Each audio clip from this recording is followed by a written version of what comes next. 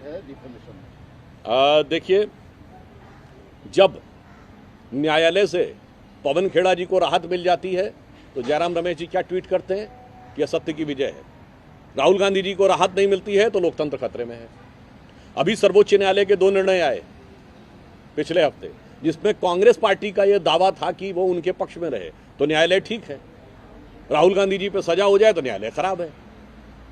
अगर आप चुनाव जीत जाते हैं तो लोकतंत्र खतरे में नहीं है। आप कर्नाटक जीत गए तो चुनाव आयोग भी सही है, ईवीएम भी सही है।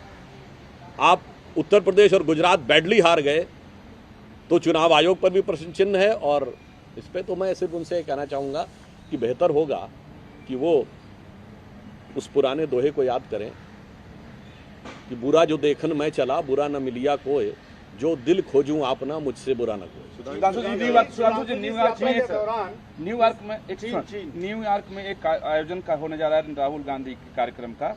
उसमें तमाम ऐसे संगठन और लोग जुड़े हुए हैं जो भारत विरोधी लॉबी के हों और पाकिस्तान के आतंकी संगठनों से सीधा उनका संबंध है। जैसे मस्जिद अल वली का है, दारुल इस्लाह का है, तजीम अंसारी, ऐसे लोग उसके व्यवस्थापक हैं। देखिए, एक प्रश्न तो मन में स्वतः उत्पन्न होता है कि श्री राहुल गांधी जी इवन कांग्रेस की सरकार के समय में भी भारत में ना तो थिंक टैंक्स के द्वारा बुलाए जाते थे, ना बड़ी यूनिवर्सिटीज के द्वारा बुलाए जाते थे।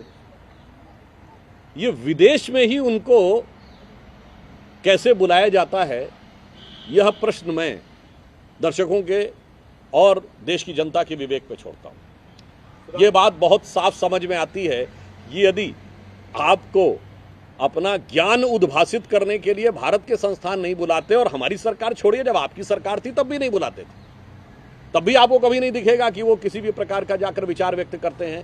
फिर ये विदेश में कौन से संस्थान हैं, उनको कौन से लोग प्रायोजित करते हैं, और फिर ये कौन सी नियोजित भाषा का प्रयोग करते हैं, मेरे विचार से देश इस बात को समझता है। और जहां तक आपने चाइना की बात कही तो मैं कहना चाहूँगा कांग्रेस के लोगों से, मान्यवर, इतना तो जो लिखा है सामने समझिए। गलवान में हमारे 20 सैनिक बलिदान हुए बगैर एक भी गोली चले, हाथ की फाइट में। आप कभी कल्पना कर सकते हैं 20 लोगों की मृत्यु हो जाए हाथ गुत्थम गुत्था वाली फाइट में, और दूसरी तरफ से एक भी व्यक्ति घायल ना हो। चीन ने अपने हताहत तो छोड़िए, किसी घायल सैनिक का भी आंकड़ा नहीं दिया, यद्यपि इंटरनेशनल एजेंसीज ने 50 से 60 लोगों के बारे में बात कही। तो मेरे विचार से यदि कोई पार्टी यह मानती हो कि हाथ की फाइट में 20 लोग बलिदान हो गए हमारे सैनिक, मगर दूसरी तरफ से एक भी घायल नहीं हुआ, चीन के इस आंकड़े पर भरोसा करने वालों की बुद्धि क्या तरस खाने योग्य नहीं है? कांग्रेस के चिर युवा और चिर व्याकुल नेता राहुल गांधी जी अपनी चिर प्रतीक्षित विदेश यात्रा पे हैं, और वहां चिर परिचित अंदाज में वो भारतीय जनता पार्टी के प्रति अपनी चिर संचित घृणा और मोदी जी के प्रति चिर संचित वैमनस्य में अपनी अज्ञानता और द्वेष दोनों का परिचय दे रहे हैं। पहली बात, अभी तक वो भारत की संस्थानों, लोकतंत्र और तमाम चीज़ों के ऊपर प्रश्न उठाते थे। अब पहली बार वो सरकार के संस्थानों के साथ भगवान को भी घसीट लाए थे। दूसरी बात, उन्होंने जिस प्रकार की बात पहले सैन फ्रांसिस्को में बोली, फिर वॉशिंगटन में बोली, प्रेस क्लब में आकर वो ये कहते हैं कि मुस्लिम लीग तो एक सेकुलर संगठन है। मान्यवर, हम ये पूछना चाहते हैं,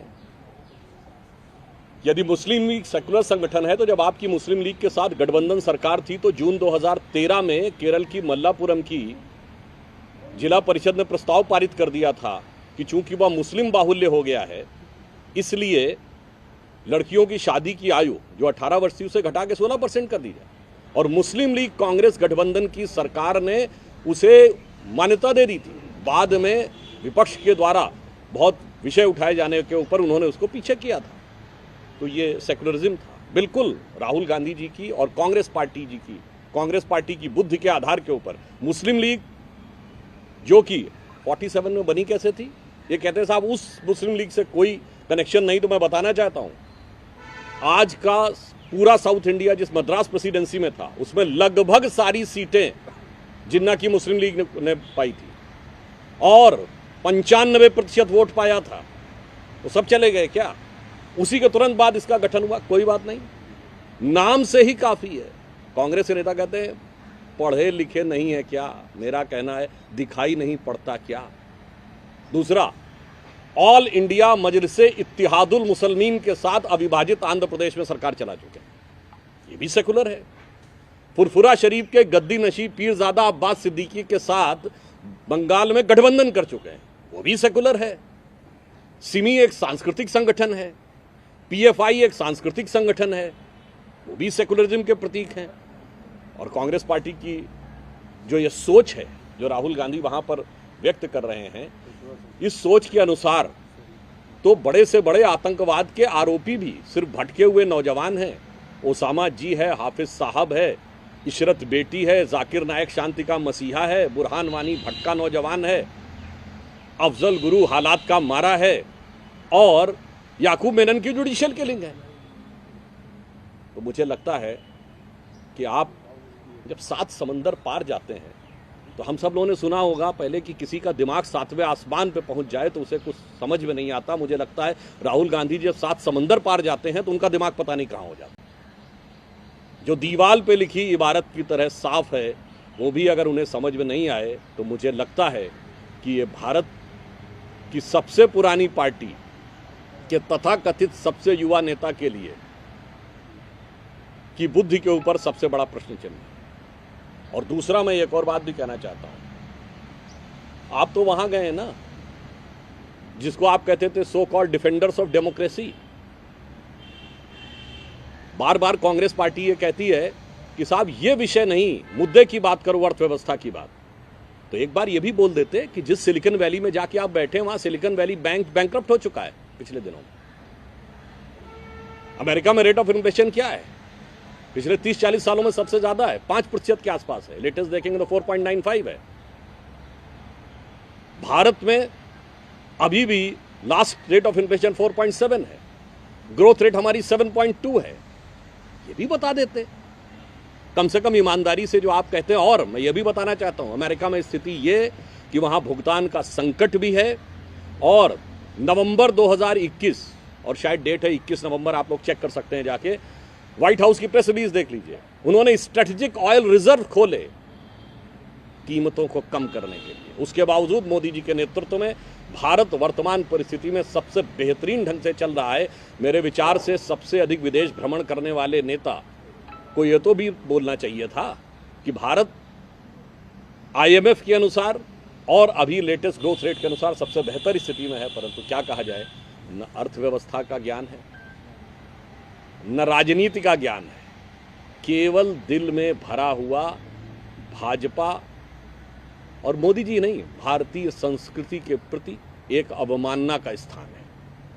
इसीलिए जितनी भी बातें हम लोग पहले बताते हैं, या प्रधानमंत्री जी ने कहा कि भारत मदर ऑफ डेमोक्रेसी है, तो कभी ये भी बोला होता। कभी आप राहुल गांधी जी की किसी स्पीच में देखिए जिन्होंने उन्होंने कहा हो कि India is the mother of democracy. इसलिए हम ये कहना चाहेंगे कि जो कुछ राहुल गांधी जी ने किया है वो ना अनजाने में किया है, बहुत सोच समझ के किया है। ये कांग्रेस पार्टी और राहुल गांधी जी आदतन करते हैं, फितरतन करते हैं। और अगर कहा जाए, इसको अन्यथा न लिया जाए, तो कुछ हद तक कांग्रेस पार्टी ये सब शरारतन करती है। परंतु मैं यह कहना चाहता हूं कि भारत की जनता बहुत प्रबुद्ध है। वो मुस्लिम लीग के सेकुलरिज्म, इत्तिहादे मुसलमीन के सेकुलरिज्म, पीरजादा अब्बास सिद्दीकी के सेकुलरिज्म, सिमी के सांस्कृतिक संगठन होने का सारा अर्थ समझती है। और अर्थव्यवस्था के आधार पर भी मैं या कांग्रेस पार्टी से विनम्रता से कहना चाहता हूं कि जितने देशों का दौरा पिछले कुछ समय में राहुल गांधी जी ने आदतन किया है, फितरतन किया है, उनमें से एक देश बता दें जहां आज की डेट में रेट ऑफ इन्फ्लेशन भारत से कम हो और रेट ऑफ इन्फ्लेशन भारत से ज्यादा हो और रेट ऑफ ग्रोथ भारत से कम हो। राहुल जी एक सवाल है, कहा है